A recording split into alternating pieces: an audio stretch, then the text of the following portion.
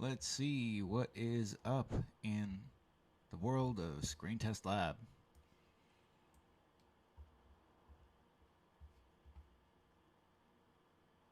I want to take a look around at some things that are going on at iTest Lab on our YouTube. A roll review of some Super 8 film. Let me see. I need to start taking a look at some of our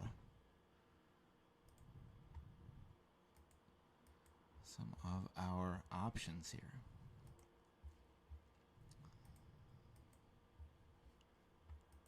All right. Yes, video, please.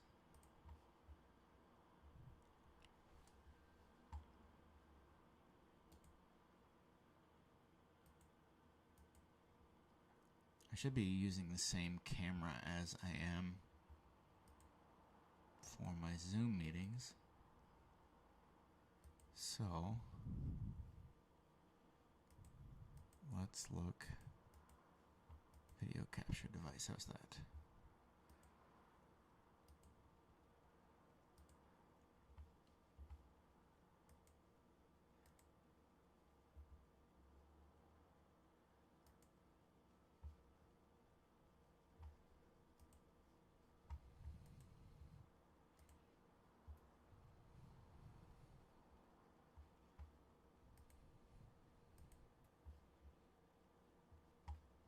Okay.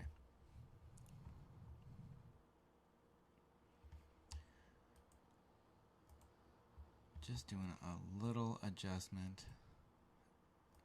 Much better, looking much more like a person. Let's make things happen here. Let's get things rolling.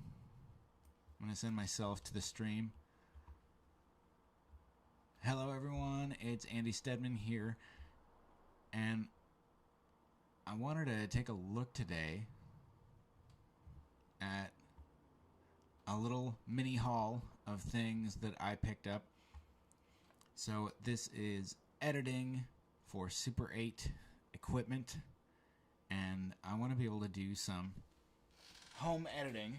So I have some Super 8 and some 8mm. I have Super 8 that's developed, 8mm that's exposed but not developed, but I'm probably going to work on developing real soon. First item. Thanks again, Louise. I wonder if this came from a personal collection or like an estate find. I'd have to open up my account to see. So this is either a splicer or a cutter. So it looks like we got an Argus film. It's like a film scorer almost.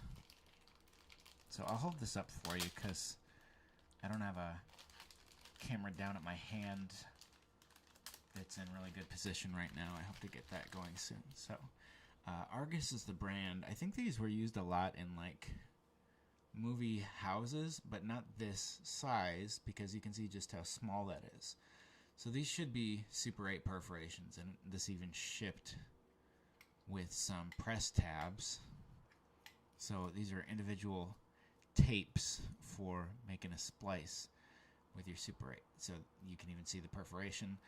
There's a method that you use to press a press tab down. You kind of like prep it. You prep each side. You make the cut, and you like flip it, and then put your thing down, flip it, and reverse it.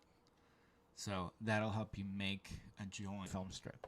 If you wanted to add like leader, because I'm really wanting to do some home developing, but in order for the home developing to really give me the results that I want, I am going to need to figure out how to make splices, and if I want to do actual like photographic editing, like to try to make montages and sequences, I really need to get the basics down.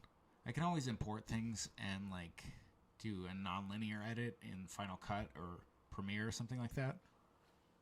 One more thing, and I'm gonna have to go. So this should be a splicer.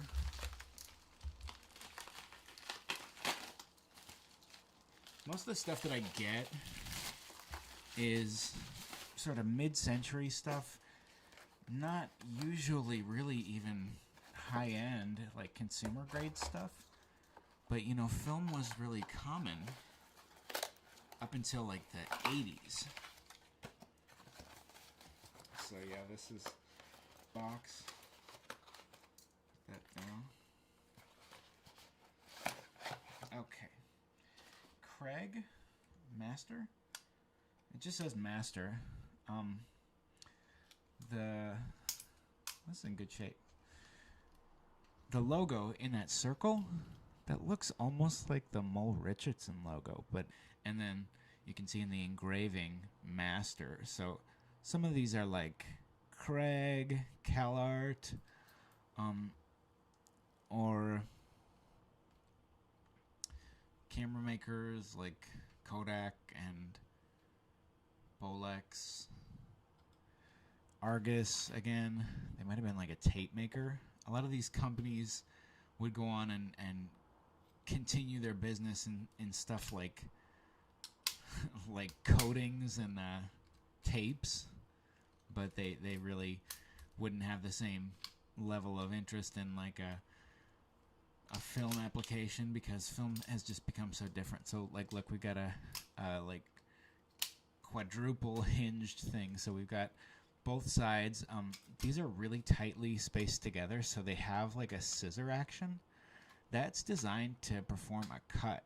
So you can cut a strip of film right there, and then if we flip up both of these sides, that's a latch. If we flip up both these sides, you can see pegs that'll hold the film, perforations right there, like a little pin board, so it can register to perform a splice. So this is probably a wet dry splicer. That's probably why I picked it, because you can see some of this stuff, like the little grooved piece, that's to get the film a little bit abraded for a wet splice, like a chemical splice. So between these two, I'm hoping that I'll be able to start doing some hand cutting of 8mm and 16mm film. That's my haul for the day. I do have a set of film rewinds on the way, so once I get those in the mail, I might try to broadcast again and see if I can share that with you as well. So this has been Andy Stedman for Screen Test Lab. I hope everyone's having a great week, and I hope to see you back here again soon. That's it for today.